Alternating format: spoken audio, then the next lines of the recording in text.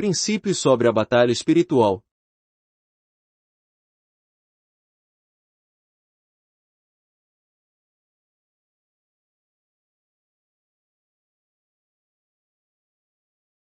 Cada etapa da caminhada do crente possui seus perigos peculiares. A nova vida que está em nós trava uma guerra permanente contra tudo que se opõe ao seu crescimento. Durante o estágio físico, trata-se de uma guerra contra o pecado. No estágio da alma ***, a batalha é contra a vida natural. Por fim, no nível espiritual, essa guerra consiste de ataques contra o inimigo sobrenatural. Somente quando o cristão se torna espiritual é que seu espírito sofre os ataques desfechados pelo espírito maligno que age nessa esfera. Por isso, essa luta se chama batalha espiritual. É uma disputa entre espíritos na qual empregamos o espírito. Ela raramente acontece, se é que acontece, com crentes não espirituais. Portanto, não pensemos, nem por um momento, que quando realmente chegamos ao estágio espiritual saímos da zona de conflito. A vida cristã é um permanente engajamento no campo de batalha. Só depois que o cristão comparecer à presença do Senhor, é que ele poderá largar as armas. Enquanto ele estiver vivendo pela alma ***, enfrentará conflitos com a carne e com os perigos próprios dela. Quando ele se torna espiritual, enfrenta a batalha espiritual e seus perigos peculiares. Inicialmente, há o conflito contra Amaleque no deserto. Após entrar em Canaã, vem a luta contra as 7 tribos. Satanás e suas hostes malignas só desfecham seu ataque contra o espírito do crente depois que ele se torna espiritual.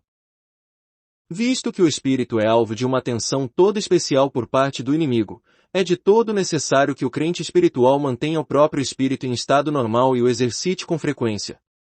Ele precisa controlar todas as sensações do corpo com a máxima cautela, e distinguir cuidadosamente todos os fenômenos naturais e sobrenaturais. Precisa preservar a mente perfeitamente quieta, sem nenhuma perturbação, e os sentidos físicos em equilíbrio tranquilo, sem agitação. O cristão espiritual deve exercitar sua vontade para recusar e se opor a qualquer engano. Deve buscar seguir o homem interior de todo o coração. Se em algum momento ele seguir a alma, e não o homem interior, terá perdido um terreno precioso na batalha espiritual. Nesse combate é necessário ainda ter o cuidado de proteger seu espírito para que não se torne passivo. Já mencionamos que devemos ser inteiramente dirigidos pelo homem interior. Assim, devemos esperar, com o nosso espírito, a direção do Espírito Santo. Tudo isso constitui uma verdade fundamental. Contudo, precisamos usar de extrema prudência, para não incorrermos num erro lamentável. Enquanto esperamos em nosso espírito que o Espírito Santo nos mova e nos guie, jamais deixemos que nosso espírito e todo o nosso ser caiam em estado de passividade. Isso constitui um enorme perigo, pois esse estado de inércia é o que oferece maior base para Satanás operar em nós. Por um lado, não devemos fazer nada por nossa própria força, a não ser obedecer ao Espírito Santo.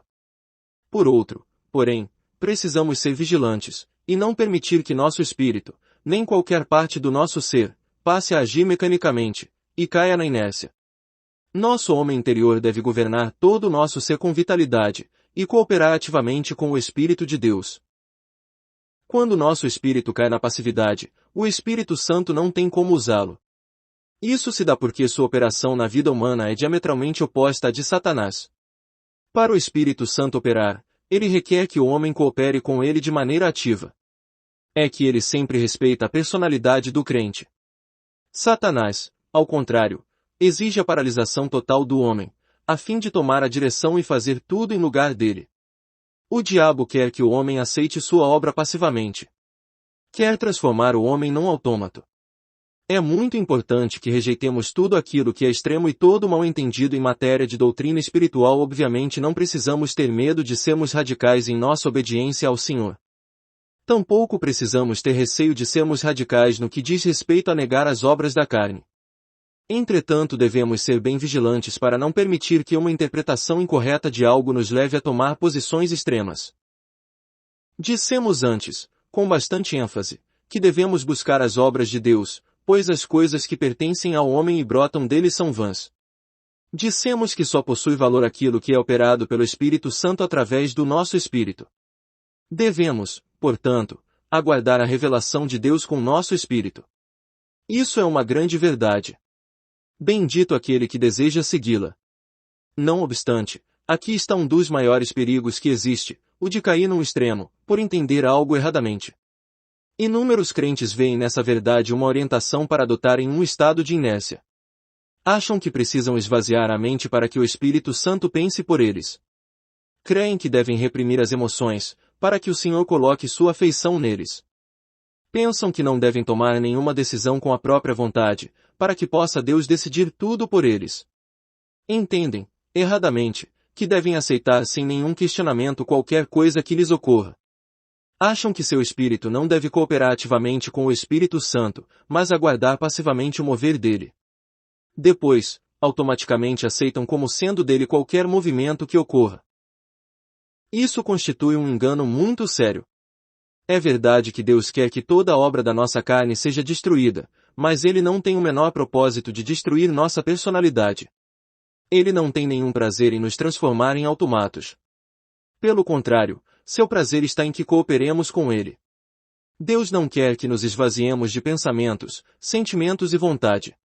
Deseja que pensemos o que Ele pensa, sintamos o que Ele sente e queiramos o que Ele quer. O Espírito Santo nunca toma nosso lugar para pensar, sentir e querer por nós. Somos nós mesmos que pensamos, sentimos e queremos, fazendo tudo, porém, segundo a vontade de Deus. Se deixarmos nossa mente, emoções e vontade num estado de inatividade, isto é, cessarmos toda atividade, tornarmos-nos indolentes, aguardando que uma força externa venha nos ativar, nosso espírito ficará igualmente passivo. E assim, quando não conseguimos exercitar nosso espírito, esperando antes ser estimulados por alguma força exterior, Satanás se beneficia grandemente. Existe uma diferença fundamental entre a obra do Espírito Santo e a do maligno. O Espírito Santo leva as pessoas a trabalharem, elas mesmas, jamais pondo de lado a personalidade do homem. Já o maligno exige a total inatividade do homem, para poder operar em seu lugar, reduzindo seu espírito a mero autômato. Por isso, tendo um espírito passivo, não só oferecemos ao maligno condições para operar, como também atamos a mão do Espírito Santo. É que ele não opera sem a cooperação do crente. Nessas circunstâncias, o poder maligno inevitavelmente tentará tirar proveito da situação. Antes de o cristão se tornar espiritual, ele não corre o perigo de se deparar com o poder satânico. Contudo, assim que se torna espiritual, o maligno ataca seu homem interior. O cristão carnal jamais experimenta essa passividade do espírito. Somente o espiritual corre o perigo de deixar o espírito vagando. Devido a um conceito errôneo de destruição da carne, o cristão pode permitir que seu homem interior mergulhe num estado de inércia. Isso concede ao maligno oportunidade de imitar o Espírito Santo. Se o crente esquecer que o inimigo também pode influenciar seu espírito, e não apenas o Espírito Santo, certamente vai aceitar qualquer mover no seu espírito como sendo do Espírito Santo. Assim, ele estará cedendo terreno a Satanás, que busca destruir seu bem-estar moral, mental e físico, submetendo-o a sofrimentos indescritíveis. É exatamente isso que acontece com muitos crentes que já experimentaram o batismo no Espírito Santo. Eles não entendem que tal experiência os leva necessariamente a um contato mais profundo com o mundo espiritual. Assim acham, se expostos tanto à influência do Espírito Santo quanto do maligno.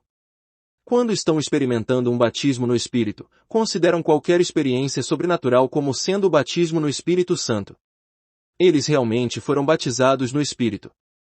Entretanto, aqui cabe uma pergunta contundente: em que Espírito foram batizados? No Espírito Santo, ou no Espírito maligno? Ambos podem ser considerados como o batismo no Espírito.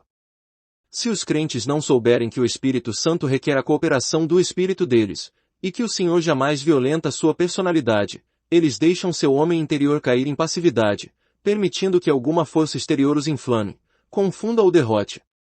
Em suma, foram batizados no Espírito maligno. Isso acontece a muitos crentes.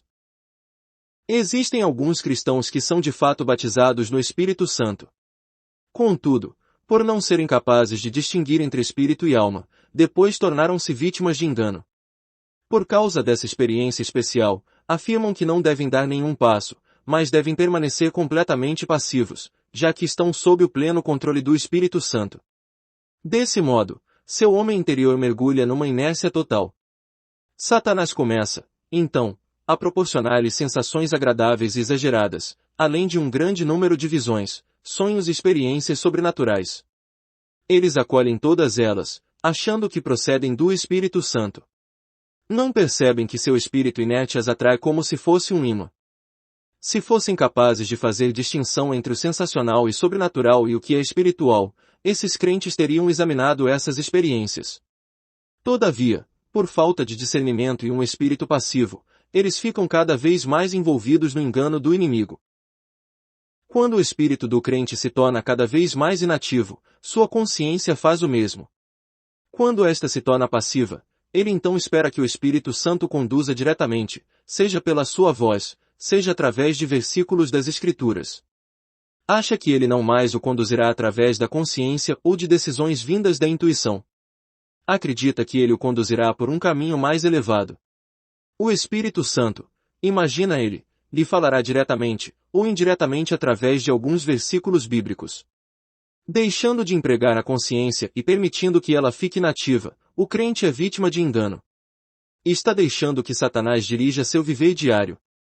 O Espírito Santo, porém, fiel aos princípios pelos quais ele opera, sempre se abstém de tomar posse da consciência do homem e de usá-la para seus fins.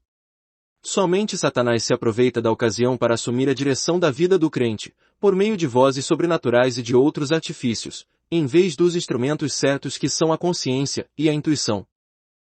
À medida que a consciência desses crentes vai se tornando mais passiva, e o maligno passa a dirigi-los, eles começam a abaixar seu padrão moral. Passam a achar, então, que estão vivendo segundo um princípio de vida mais elevado. Com isso, passam a tratar as questões imorais como não tão imorais. Deixam também de crescer na vida e na obra. Em vez de exercitar seu poder intuitivo para detectar aquilo que o Espírito Santo tem para eles, ou de usar sua consciência para discernir o que é certo e errado, eles simplesmente seguem a voz sobrenatural que vem do exterior e os reduz a automatos. Esses cristãos pensam que se trata da voz de Deus. Não dão ouvidos ao próprio raciocínio nem à sua consciência, nem ao conselho dos outros. Tornam-se as pessoas mais obstinadas do mundo. Não admitem ouvir ninguém. Imaginam-se obedecendo a uma lei de vida mais elevada do que o restante dos seus companheiros.